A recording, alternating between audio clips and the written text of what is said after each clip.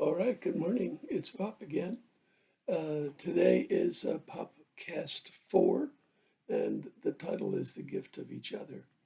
We talked about this somewhat yesterday, and I want to expand on it today. But first, I have to tell a story on myself. I'm wearing a shirt today, a nice, clean, new shirt that says Cooper's Tavern. It's the name of a restaurant owned by a dear family member, which unfortunately is closed. I live in Maryland, and all the restaurants are closed. Um, they're only a year or so in business, so all we can do is hope that they'll be able to survive this mess. But the second thing I wanted to mention was my daughter was appalled because I wore the same shirt in the first and second podcasts, and she said my wife would never have allowed me to do that.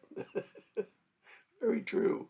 My wife and I are high school sweethearts, and uh, next month, in mid June, we'll celebrate our 59th wedding anniversary. And unfortunately, she now lives in a memory care unit just down the street from our house. She has dementia that has overwhelmed her,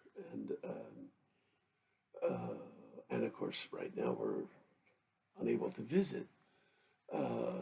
But fortunately, we get virtual calls frequently, and she's doing well. She lost her sense of the future or the past, but in the present, she's quite content. She's loved and cared for by a wonderful group of caretakers in her memory care unit.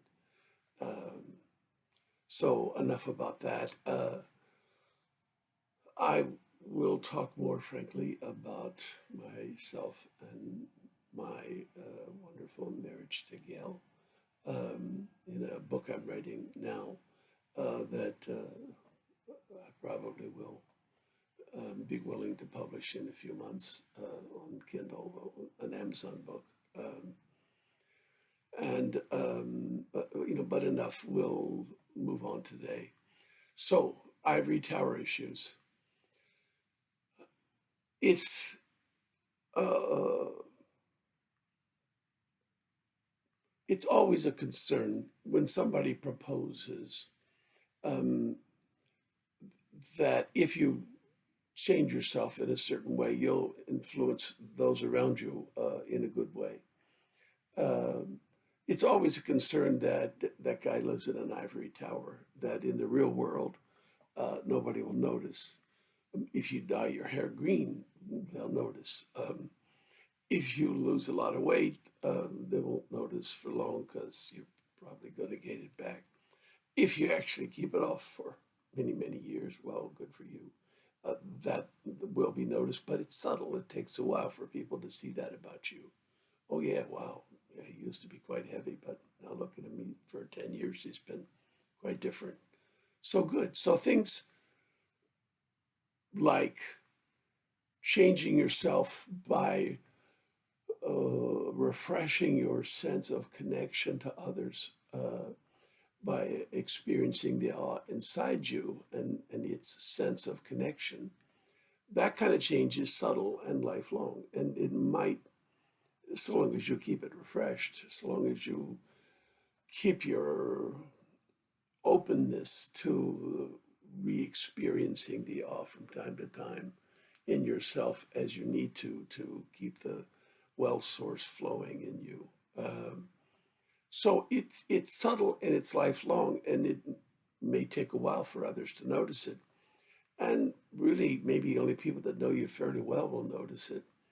Um, so it seems maybe there's an ivory tower issue here that my suggestion that you're somehow going to change the world, that we're going to stop screaming at each other in political or religious and cultural matters because you've refreshed your sense of connection to others. Uh, but I want to point out something. The most important changes are subtle and long lasting.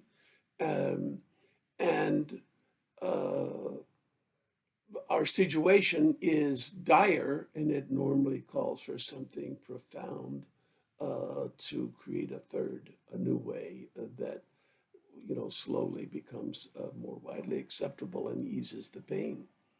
Um, so, by using the gift of each other amongst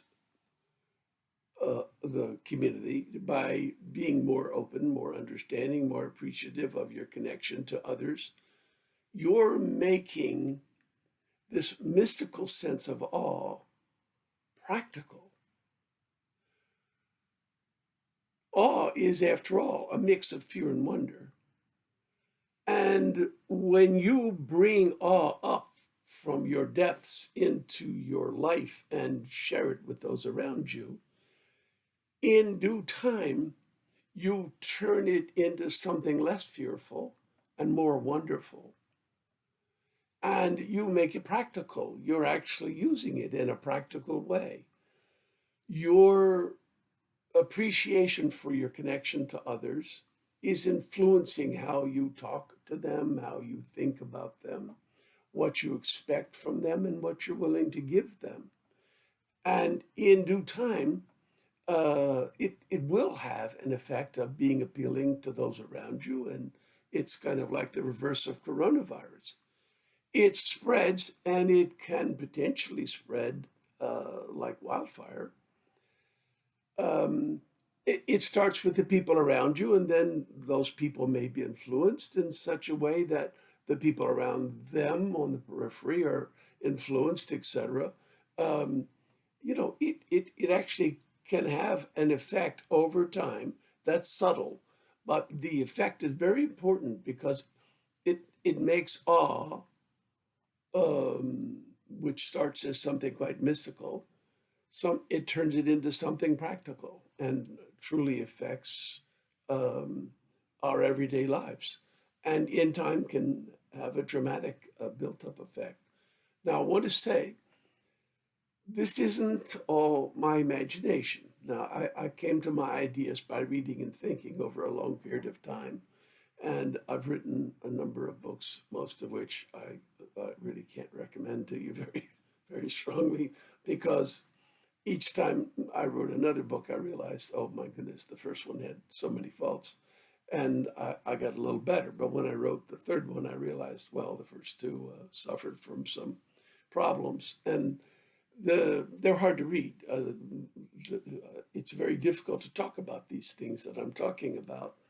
And it takes a lot of experience and practice to try to find words and phrases that people can actually connect to. So I've written books, and I'm writing a fourth book now, which will be somewhat personal for the first time. And it's part of what led me to try to do these podcasts. Um, so this is not just my imagination. It's built into our species, this um, social need, this being very social. We're a species who basically lives in bonded pairs in society, which no other species in history has ever done, except for our predecessor species who started doing it about 2 million years ago. And this is fairly well documented that this is built into our species. I'm going to mention again today the book I spoke about yesterday called Evolution in Four Dimensions. Um, and the principal author, Jablonka, um, talks about an aspect of language and development and learning. And she quotes a book by somebody called Merlin Donald, um, that even before we became Homo sapiens a couple of 100,000 years ago, our hominin ancestors were using nonverbal ways of sharing knowledge. And she explains that this is part of language development. And um, she also is talking about the importance of cooperation among our ancestors in evolution. And she cites the work of someone called Sarah Hrdy, Hrdy. And the main point they're making is about something called allo parenting, that no other species practices this, where the care of the young can be done by people other than than the mother of the young. Um, and that kind of cooperation is further evidence of how social we are. And another book I want to cite in support is called The Symbolic Species. As you can see, I've read it a lot of times and made a lot of notes. It's almost obscene what I've done to this book. Um, the Symbolic Species, The Coevolution of Language in the Brain by Terence Deacon. Uh, I mentioned that the work of Merlin Donald was spoken of heavily uh, by Jablonka. And Merlin Donald was the mentor of Terence Deacon. There's just a lot of books out there now, and I'm that are in general support of the degree to which our sociality is built into us deeply. Uh, what I'm doing is talking about how we can actually take advantage of these things that are natural gifts and what the effect of them will be. And it describes a very different attitude towards ourselves and each other that I think is particularly appropriate in these dire times when we need profound change to make a big difference. Okay, so obviously I'm having a problem with time. No real surprise there. Um, this is a long way from 5 minutes. Tomorrow, um, I'm going to talk about how hard it is for me to practice what I preach. Thank you. Goodbye.